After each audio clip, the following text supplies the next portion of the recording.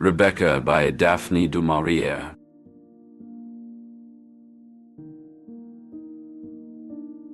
The allure of Manderley.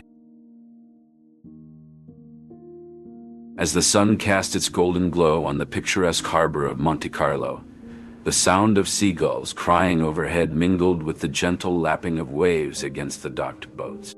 The salty air was filled with the scent of fresh seafood from nearby restaurants, and the distant hum of engines as boats came and go created a lively atmosphere. Amidst this enchanting backdrop, Emily, a young woman living under the influence of Mrs. Van Hopper, a wealthy and refined widow with a sharp tongue and calculating gaze, encountered the intriguing Maxim de Winter. Mrs. Van Hopper, with her silver hair styled in an elegant bob and adorned in pearls, was a woman who commanded attention. Her past experiences had shaped her into a master manipulator, using her wealth and sophistication to control those around her.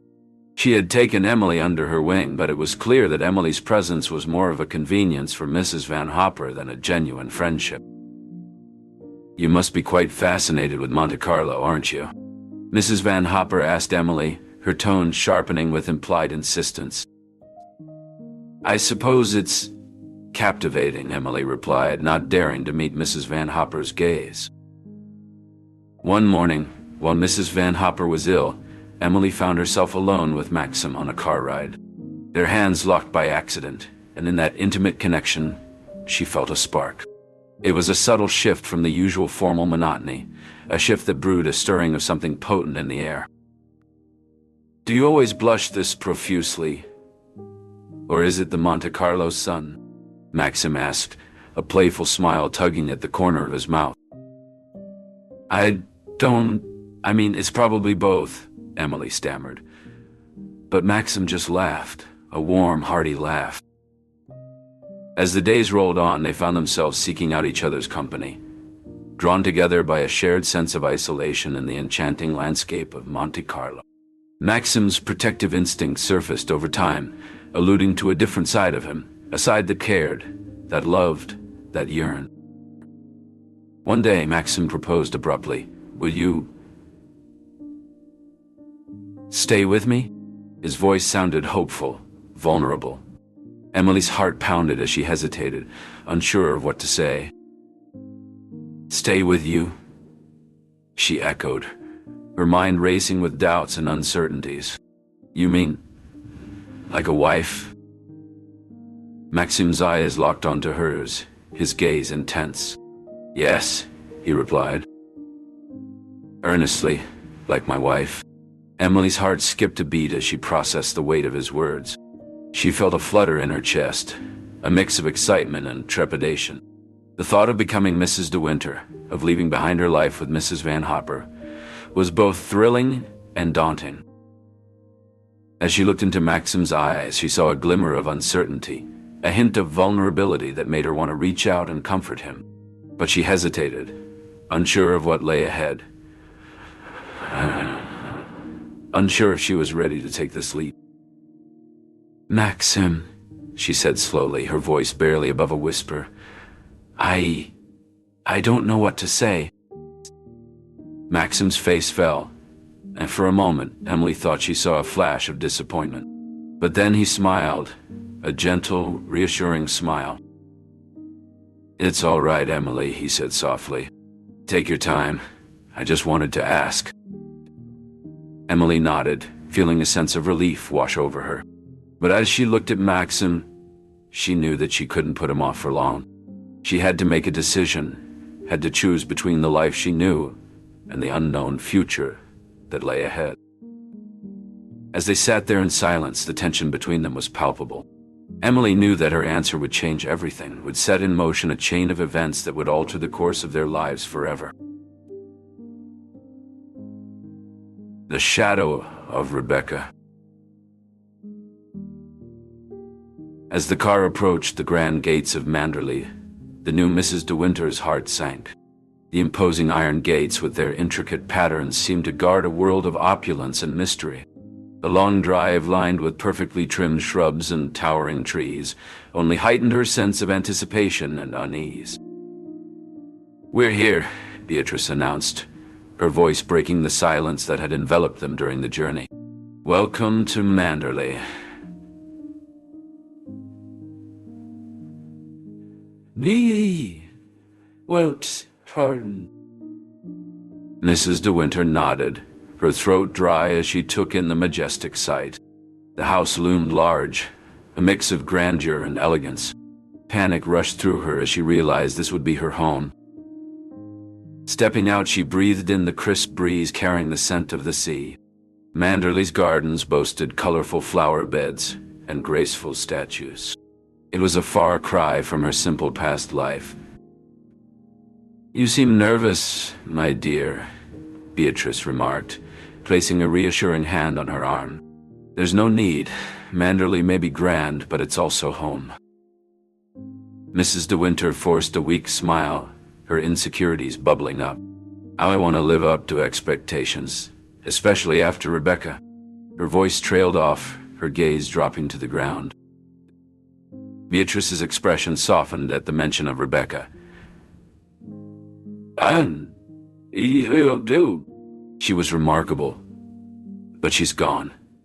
Manderley needs a new mistress, and I'm certain you'll make it your own.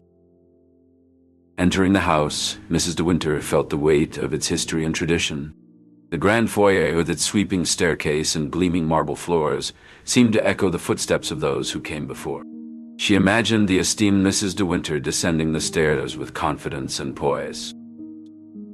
Mrs. Danvers, the housekeeper, appeared, her cold gaze fixing on Mrs. De Winter. "I trust you are settling in, Mrs. De Winter," she said, her voice as chilly as her stare. Mrs. De Winter felt her cheeks flame under the woman's scrutiny, and she stammered a response. The tension in the room was palpable, and she struggled to maintain her composure. Then the sound of footsteps echoed in the hallway, signaling Maxim's arrival. Mrs. De Winter's heart lifted at the sight of her husband.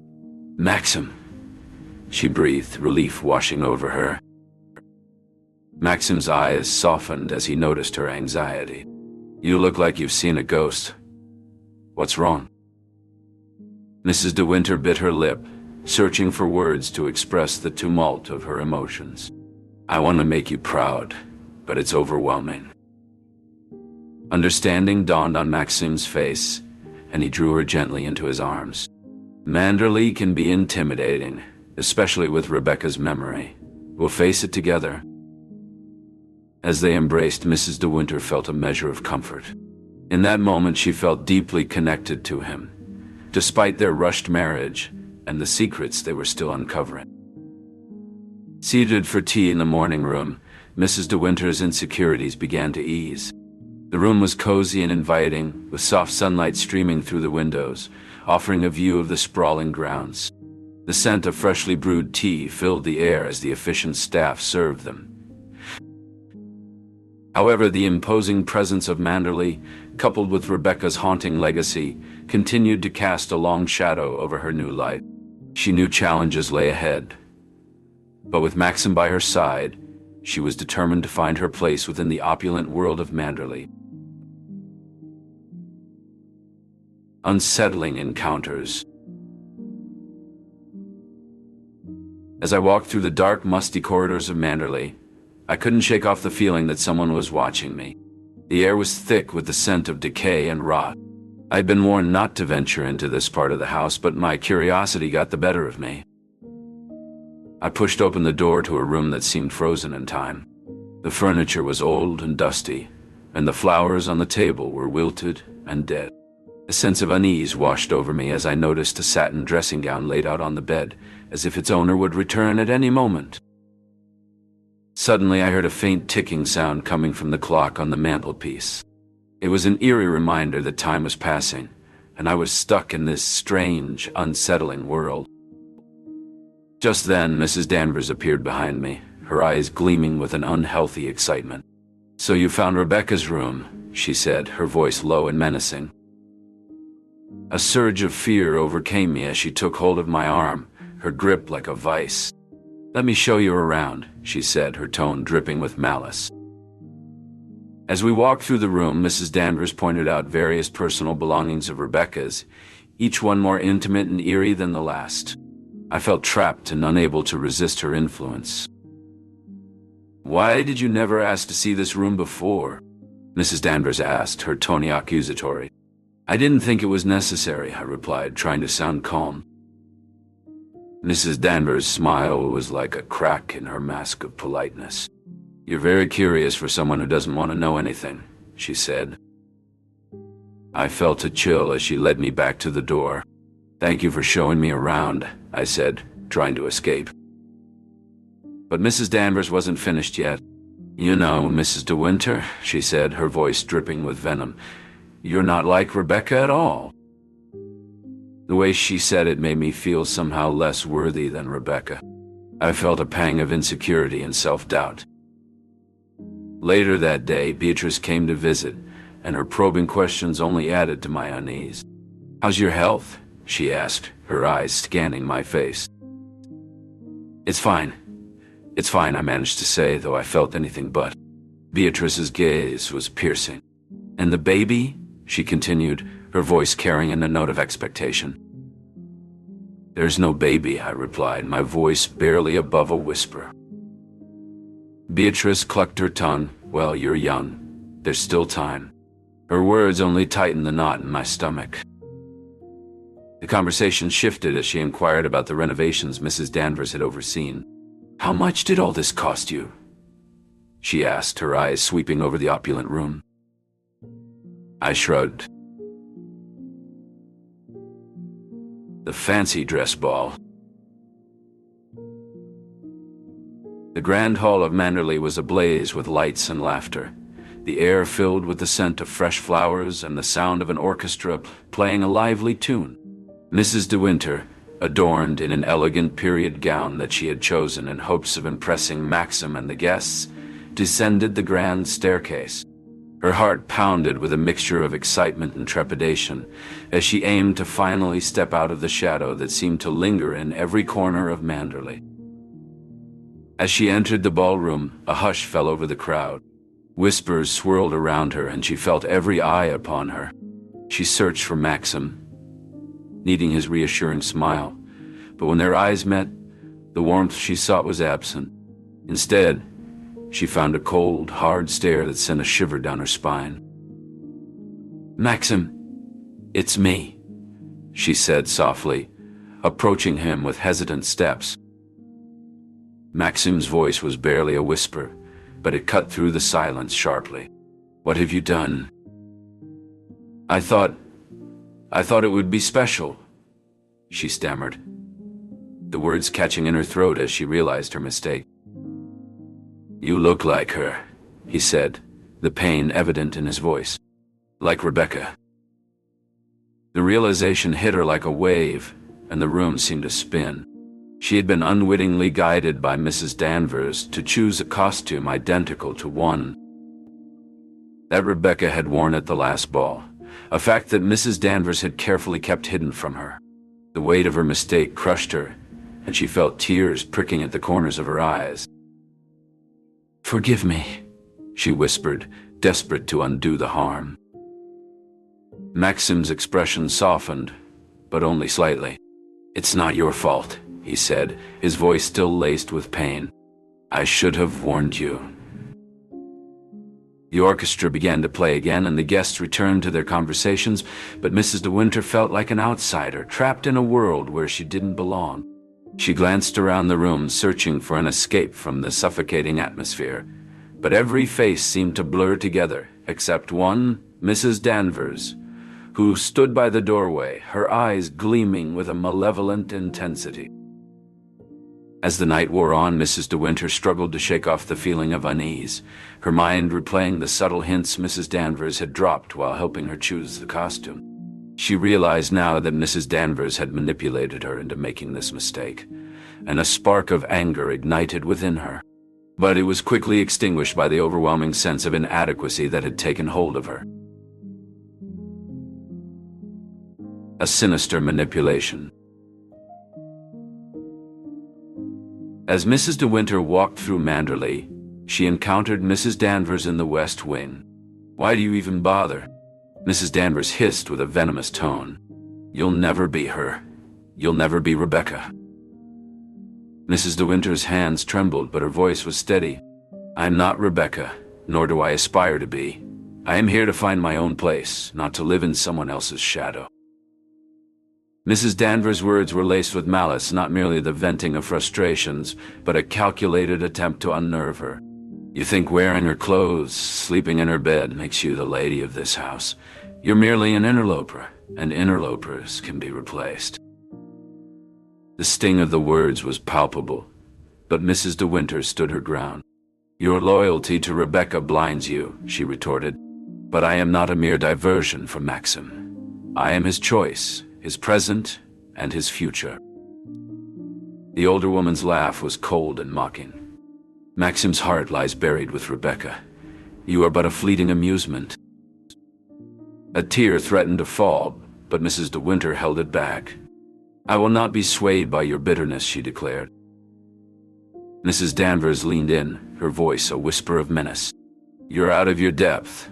One step from that window, and you could end it all." But as Mrs. De Winter gazed at the sea, the sound of the bell tolling grew louder, a reminder of the world beyond Manderley's walls. It was a call to action, a signal that life, with all its perils and possibilities, awaited. Mrs. De Winter turned from the window, her resolve solidifying. "I am the mistress of my own fate," she proclaimed, leaving Mrs. Danvers behind, her sinister words dissipating like mist in the morning sun. As she stepped out of the room, the oppressive atmosphere was replaced by a sense of new beginnings, and the sea's roar was not a siren call to oblivion, but a herald of the challenges and triumphs to come. The truth unveiled. Mrs. De Winter stood in the library, her heart racing as she processed the shocking revelation about Rebecca's infidelity and the circumstances leading to her murder. She turned to her husband, searching his face for answers. "Maxim, tell me it isn't true," she pleaded, her voice shaking. "You didn't kill Rebecca, did you?" Maxim De Winter sighed, his eyes filled with guilt and resignation. "It's true, my dear. I shot Rebecca in the cottage by the cove. I couldn't bear the thought of her continuing to haunt us and coming between us."